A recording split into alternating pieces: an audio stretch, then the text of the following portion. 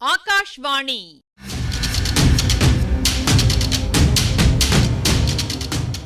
பொன்னியின் செல்வங்கள் வாசிப்பும் ஆய்வும். வாசிப்பவர் ராமசுவாமி சுதர்சன் அவர்கள்.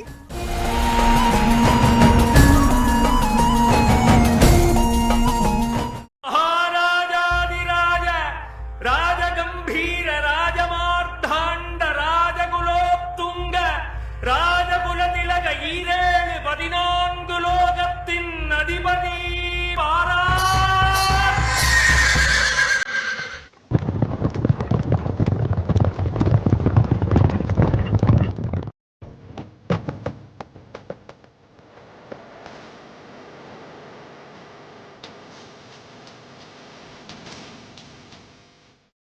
சோமன் சாம்பவன் நிலவறைக்குள் புகுந்திருந்தான்.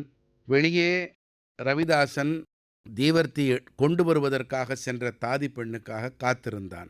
இந்த இடைப்பட்ட காலத்தில் இருட்டுக்கு பழகிப்போன வாய்பேச இயலாத கரையர் மகள் ராணி மந்தாகினி தேவி அந்த நிலவறைக்குள் புகுந்து கொண்டு அந்த இடத்து சூழலுக்கேற்ப தன்னை தகவமைத்து கொள்ளுகிறாள். ஏதோ சத்தம் கேட்டா மாதிரி இருந்ததால் உடனே சோமன் சாம்பவன் சற்று குரலெடுத்து ரவிதாசனை விழிக்க, ரவிதாசன், எதற்காக இப்படி கூப்பாடு போடுகிறாய் என்று கேட்கிறான். எதற்காக கூப்பிட்டாய் என்று கேட்டதற்கு, இல்லை இல்லை, ஒரு விஷயம் கேட்பதற்காக கூப்பிட்டேன் என்று சொல்லிக்கொண்டே சோமன் சாம்பவன் ரவிதாசனை அணுகி வந்தான். இந்தச் சமயத்தில் நிலவரையில் வாசலில் பிரகாசமான வெளிச்சம் தெரிந்தது. ஓஹோ, அந்த பெண் தீவர்த்தியுடன் வந்துவிட்டாள். உன்னை பார்த்துவிடப் போகிறாள். போ போ, தூரமாகச் சென்று தூண்மறைவில் நில், சீக்கிரம் என்றான் ரவிதாசன். சோமன் சாம்பவன் அவசரமாக பின்வாங்கிச் சென்றான். அடுத்த வினாடி நிலவரையின் வாசலில் தாதிப்பெண் கையில் தீவர்த்தியுடன் வந்து நின்றாள். ஏ மந்திரவாதி, மந்திரவாதி, எங்க போன என்றாள். எங்கேயும் போகவில்லை, உனக்காகத்தான் காத்து கொண்டிருந்தேன் என்று கூறிக்கொண்டே ரவிதாசன் அவளை அணுகி தீவர்த்தியை கையில் வாங்கி கொண்டான். பெண்ணே, வெளியில் கதவை பூட்டிக்கொள். இன்னும் ஒரு நாழிகைக்கெல்லாம் சாவியுடன் திரும்பி வா. கதவை தட்டிப்பார். நான் குரல் கொடுத்தால் திறந்துவிடு. ஒருவரும் இல்லாத சமயமாக பார்த்து திற என்றான் ரவிதாசன். ஆகட்டும் மந்திரவாதி, ஆனாலும் உனக்கு எச்சரிக்கை செய்கிறேன். சின்ன பழுவேட்டரையருக்கு ஏதோ சந்தேகம் ஏற்பட்டிருக்கிறது. நீ அகப்பட்டு கொண்டால் என்னை காட்டி கொடுத்து விடாதே என்று கேட்டுக்கொண்டாள் தாதிப்பெண். பெண்ணே, வீணாக கலவரப்படாதே. நான் தான் சொன்னேனே, காலாந்தக கண்டனுக்கே இறுதி காலம் நெருங்கிவிட்டது. என்னை ஏன் மறுபடி வந்து கதவை திறக்கச் சொல்லுகிறாய்? நிலவரையிலிருந்து வெளியே போவதற்குத்தான் வேறு வழி இருக்கிறதே. அந்த வழி இன்றைக்கு உபயோகப்படாது. வெட்டாற்றில் வெள்ளம் கரைபுரண்டு ஓடுகிறது. நீ போ. சரியாக ஒரு நாழிகைக்கெல்லாம் திரும்பிவிடு. தாதிப்பெண் வெளியில் சென்று கதவை சாத்தினாள். அவள் வெளியில் கதவை பூட்டிய அதே சமயத்தில் ரவிதாசன் உட்புறத்தில் தாளிட்டான். பின்னர் கையில் தீவர்த்தியை தூக்கி பிடித்து கொண்டு சோமன் சாம்பவன் இருக்குமிடம் நோக்கி விரைந்து வந்தான்.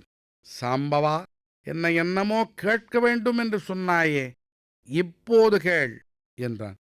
நீ இதற்கு முன் ஒரு தடவை இங்கு வந்தாயா என்று சோமன் சாம்பவன் கேட்டான். ஒரு தடவை என்ன, பல தடவை வந்திருக்கிறேன். நாம் சேர்த்து வைத்திருக்கும் பொருளெல்லாம் வேறு எங்கிருந்து வந்ததென்று நினைத்தாய் என்றான் ரவிதாசன். நான் அதை கேட்கவில்லை. நீ சற்று முன் என்னை இங்கே விட்டுவிட்டு வெளியில் போனாயல்லவா? மறுபடியும் இப்போதுதான் வந்திருக்கிறேனே. நடுவில் ஒரு தடவை வந்தாயா? நடுவிலும் வரவில்லை, ஓரத்திலும் வரவில்லை. எதற்காக கேட்கிறாய்? நீ போன சிறிது நேரத்துக்கெல்லாம் வாசற்படியின் வெளிச்சம் சட்டென்று மறைந்தது. நான் தூணில் முட்டிக்கொண்டேன். ஒருவேளை கதவு தானாக சாத்தி திறந்து கொண்டிருக்கும். ஏதோ ஒரு உருவம் உள்ளே வந்தது போல தெரிந்தது. காலடி சத்தமும் நன்றாக கேட்டது. உன்னுடைய சித்த பிரமையாயிருக்கும். இந்த நிலவரையே அப்படித்தான் இருட்டிலே நிழல் போல தெரியும். திடீரென்று வெளிச்சம் தோன்றி மறையும். விசித்திரமான ஓசைகளெல்லாம் கேட்கும். இங்கு நுழைந்தவர்கள் சிலர் பயபிராந்தியினாலேயே செத்துப்போயிருக்கிறார்கள். அவர்களுடைய எலும்புக்கூடுகள் அங்கங்கே கிடக்கின்றன. பழுவேட்டரையன் வேண்டுமென்றே அந்த எலும்புக்கூடுகளை எடுக்காமல் விட்டு வைத்திருக்கிறான்.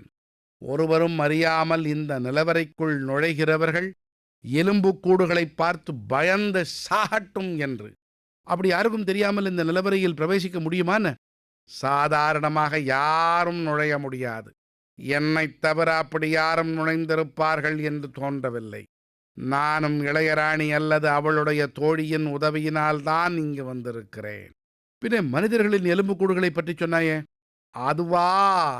பழுவேட்டரையன் யாரையாவது பயங்கரமாக தண்டிக்க விரும்பினால் நிலவரை கதவை லேசாக திறந்து வைத்து விடுவான். பொக்கிஷ நிலவரையை பற்றி கேட்டிருப்பவர்கள் பொருளாசையினால் இதில் நுழைவார்கள். அப்புறம் இதை விட்டு வெளியில் போவதில்லை. நீ ஒருவனை தவிர இங்கு வந்தவன் யாரும் வெளியில் போனதில்லை என்றா சொல்லுகிறாய்? முன்னையெல்லாம் அப்படித்தான். இப்போது 2 பேரை பற்றி எனக்கு சந்தேகமாக இருக்கிறது. யாரை சொல்ற என்று எனக்கு தெரியும். வல்லவரையனையும் கந்தமாறனையும் சொல்லுகிறாய். ஆமாம், அவர்களை நாம் இன்னும் உயிரோடு விட்டு வைத்திருக்கிறோமே. எத்தனை தடவை உனக்கு சொல்வது? வல்லவரையனை ஒரு முக்கியமான காரியத்துக்காகத்தான் இளையராணி விட்டு வைத்திருக்கிறாள். சுந்தர சோழனுடைய குலம் நசிக்கும் போது வந்தியத்தேவனும் சாவான். அதற்கு காலம் நெருங்கிவிட்டது. வா வா, இந்த நிலவரையில் உள்ள சுரங்கப் பாதைகள் எல்லாவற்றையும் உனக்கு காட்டுகிறேன். ஒரு காரியத்தில் மட்டும் ஜாக்கிரதையாயிரு. இங்கே நவரத்ன குவியல் வைத்திருக்கும் மண்டபம் ஒன்று இருக்கிறது. அதில் 100 வருஷங்களாக சோழர்கள் சேர்த்து வைத்த நவரத்னங்களை குப்பல் குப்பலாக போட்டு வைத்திருக்கிறார்கள். அந்த நவரத்னங்களின் மோகத்தில் மனத்தை பறிகொடுத்து விட்டால் நீ வந்த காரியத்தையே மறந்து போனாலும் போய்விடுவாய். ரவிதாசா, யாரை பார்த்து இந்த வார்த்தை சொல்ற? உன்னை போல் நானும் வீரபாண்டியனுடைய தலையற்ற உடலின் மீது சத்தியம் செய்து கொடுத்தவன் அல்லவா? யார் இல்லை என்றார்கள்? அந்த நவரத்ன குவியல்களை பார்த்தபோது என் மனது கூட சிறிது சலித்து போய்விட்டது. அதனாலேதான் எச்சரிக்கை செய்தேன். இருக்கட்டும், வா போகலாம். முதலில் சோழன் அரண்மனைக்கு போகும் வழியை உனக்கு காட்டுகிறேன்.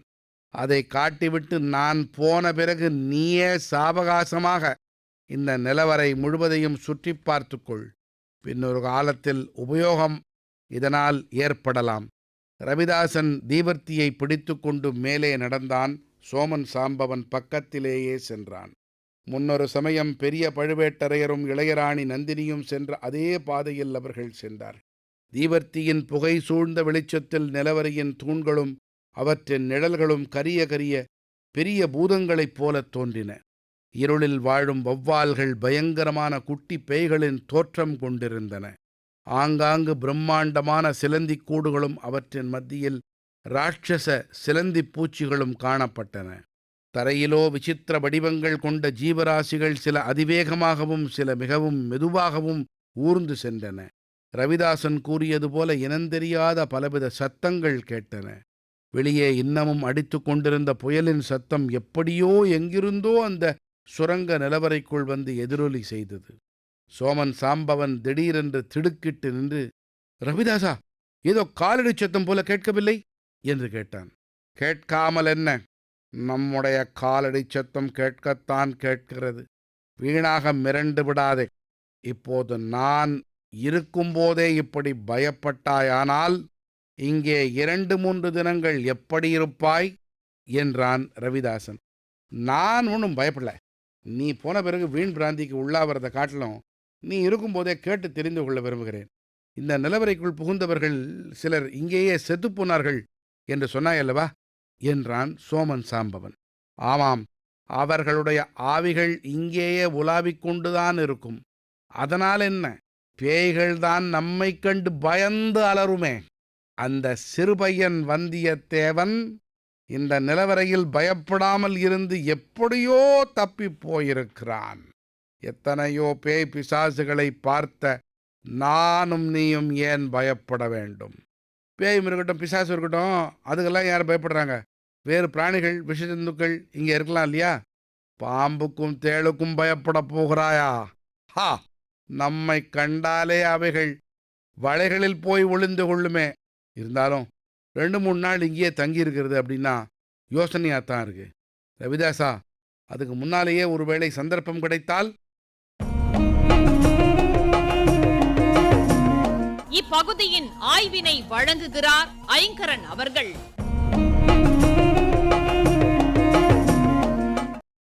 சோமன் சாம்பவனை முதல்ல நாம் பார்த்தது கொள்ளிடத்தின் தென்கரையில். இடுமன்காரியை தேடி வந்தானே, 2 பேரையும் மறைவாக இருந்து கண்காணித்து வந்தான் ஆழ்வார்க்கடியான். பள்ளிப்படை காட்டில் நடந்த சதிக்கூட்டத்தில் வெளிவந்த திட்டங்கள் நினைவிருக்கும்.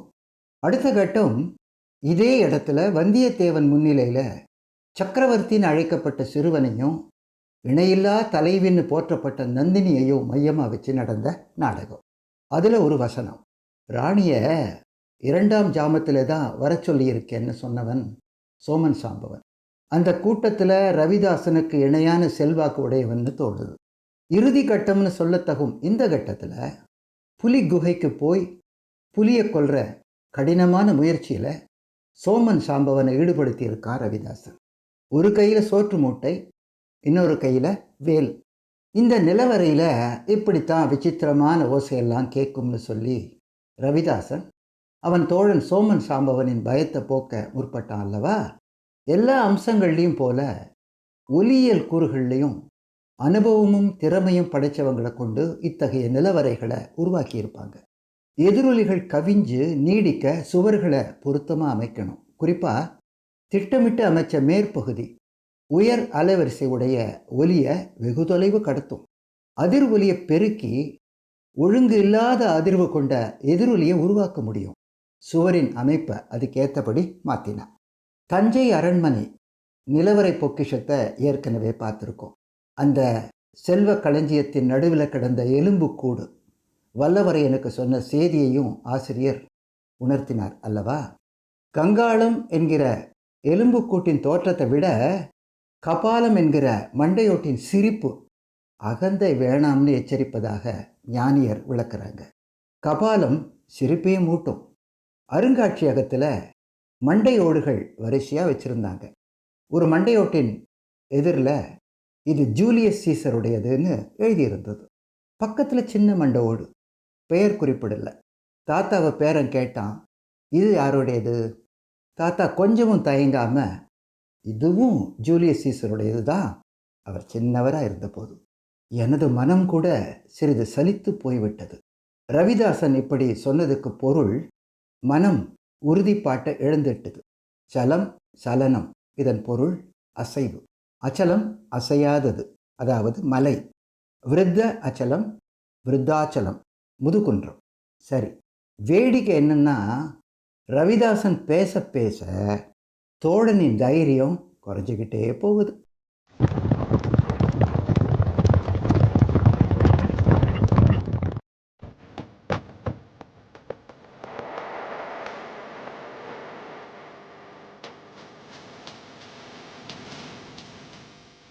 பொன்னியின் செல்வங்கள் வாசிப்பும் ஆய்வும் கேட்டீர்கள்.